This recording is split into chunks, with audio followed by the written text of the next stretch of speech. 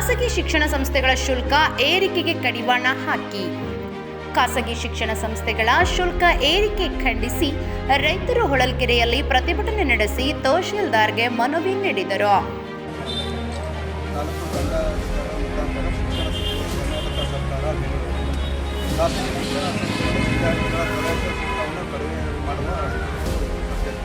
ಈ ಮೇಲ್ಕಂಡ ವಿಷಯಕ್ಕೆ ಸಂಬಂಧಿಸಿದಂತೆ ಖಾಸಗಿ ಶಿಕ್ಷಣ ಸಂಸ್ಥೆಗಳು ವಿದ್ಯಾರ್ಥಿಗಳ ಪ್ರವೇಶ ಶುಲ್ಕ ಮತ್ತು ಇತರೆ ಶುಲ್ಕವನ್ನು ಮನಬಂದಂತೆ ವಸೂಲಿ ಮಾಡುತ್ತಿದ್ದು, ಪ್ರತಿ ವರ್ಷ ಏರಿಕೆ ಮಾಡುತ್ತಿದ್ದು, ದುಬಾರಿ ಶುಲ್ಕ ಪಾವತಿಸಿ ಮಕ್ಕಳಿಗೆ ಶಿಕ್ಷಣ ಕೊಡಿಸಿ ಬಡ ಕುಟುಂಬಗಳಿಗೆ ಹಾಗೂ ರೈತ ಕುಟುಂಬಕ್ಕೆ ತುಂಬ ಕಷ್ಟವಾಗಿದೆ.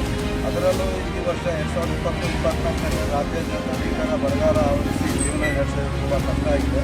ಆದ್ದರಿಂದ ರಾಜ್ಯ ಶಿಕ್ಷಣ ಇಲಾಖೆ ಇದಕ್ಕೆಲ್ಲ ಪರಿಗಣನೆ ಆಗಬೇಕಾಗಿದೆ. ನಮ್ಮ ಬೇಡಿಕೆಗಳು ಈ ಕೆಳಕಂಡಿವೆ. ಖಾಸಗಿ ಶಿಕ್ಷಣ ಸಂಸ್ಥೆಗಳು ವಿದ್ಯಾರ್ಥಿಗಳ ಪ್ರವೇಶ ಶುಲ್ಕ ಮತ್ತು ಇತರೆ ಶುಲ್ಕವನ್ನು ಕಡಿಮೆ ಮಾಡುತ್ತಿದೆ.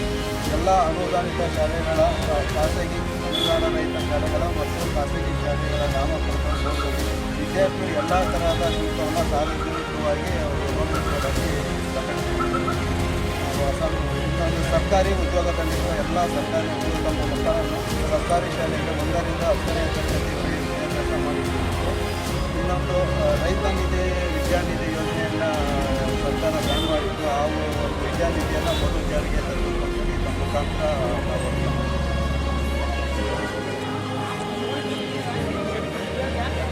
ಖಾಸಗಿ ಶಾಲೆಗಳು ಪ್ರತಿ ವರ್ಷ ವಿದ್ಯಾರ್ಥಿಗಳ ಪ್ರವೇಶ ಶುಲ್ಕ ಮತ್ತು ಇತರೆ ಶುಲ್ಕವನ್ನು ಏರಿಕೆ ಮಾಡುತ್ತಿದ್ದಾರೆ. ದುಬಾರಿ ಶುಲ್ಕ ಪಾವತಿಸಿ ಮಕ್ಕಳಿಗೆ ಶಿಕ್ಷಣ ಕೊಡಿಸುವುದು ಬಡ ಕುಟುಂಬಗಳಿಗೆ ಕಷ್ಟವಾಗಿದೆ. ಆದ್ದರಿಂದ ಶಿಕ್ಷಣ ಇಲಾಖೆ ಇದಕ್ಕೆ ಕಡಿವಾಣ ಹಾಕಬೇಕು ಎಂದು ಒತ್ತಾಯಿಸಿದ್ದಾರೆ. ಮತ್ತಷ್ಟು ಸುದ್ದಿಗಳಿಗಾಗಿ ಸಿಟಿ ಚಾನೆಲ್ ಚಳ್ಳಕೆರೆ ಸಬ್ಸ್ಕ್ರೈಬ್ ಮಾಡಿ. ನಮ್ಮ ಚಳ್ಳಕೆರೆ ಟಿವಿಯನ್ನು ಪ್ರತಿದಿನ ಸಂಜೆ 8 ಗಂಟೆಗೆ ವೀಕ್ಷಿಸಿ.